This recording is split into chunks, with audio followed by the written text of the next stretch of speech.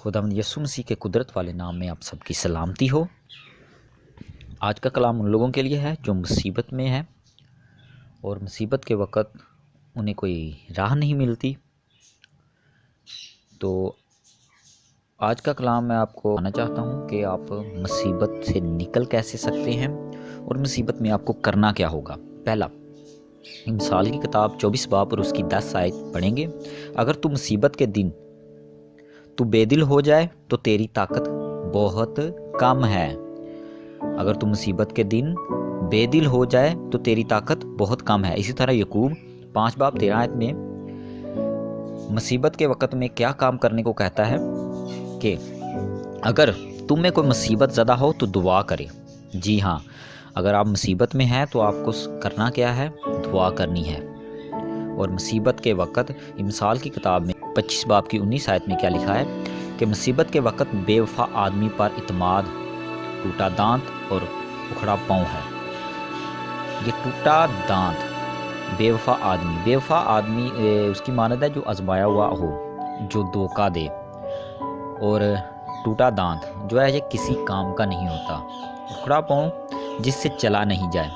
مصیبت کے وقت آپ پر اعتماد نہیں کر سکتے۔ مصیبت کے وقت اگر کوئی وفادار ہے، کوئی جو ہمارے ساتھ چلتا ہے، وہ صرف اور صرف خداوند یسوع مسیح ہے جو ہمارے ساتھ چلتا ہے، اس کے علاوہ کوئی بھی نہیں ہے۔ تو مصیبت کے وقت یعقوب نے جیسے کہا کہ تم میں کوئی مصیبت زدہ ہے تو دعا کرے، اور اسی طرح مصیبت کے وقت بے وفا آدمی پر اعتماد ٹوٹا دانت اور اکھڑا پاؤں ہے۔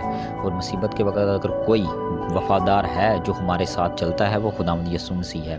جو اس کے پیچھے پیچھے چلتے ہیں، خداوند ان کے لیے معجزات، جی ہاں معجزات کرتا ہے۔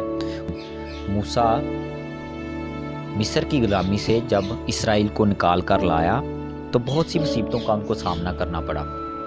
جب وہ وہاں سے نکل آئے، مصر سے نکل آئے، تو اس فرعون اور اس کی فوج ہتھیار لیے ہوئے ان کے پیچھے تھی اور سامنے سمندر تھا، لیکن انہوں نے اپنے آپ کو سرنڈر نہیں کیا، بلکہ وہ خدا پر انہوں نے بھروسہ رکھا کہ وہ ہمارے ساتھ ہے۔ اسی خدا نے موسیٰ کے لیے بحر کلزم کے 2 حصے کر دیے۔ اسی طرح اگر آپ خدا پر بھروسہ رکھتے ہیں جو موسیٰ کے لیے بحر کلزم میں 2 حصے کر سکتا ہے، تو کیا وہ آپ کو مصیبت سے نہیں نکال سکتا؟ آمین۔ اسی طرح اگر آپ دیکھیں نیاز نامہ میں بیوہ اور قاضی کی ایک تمثیل ہے،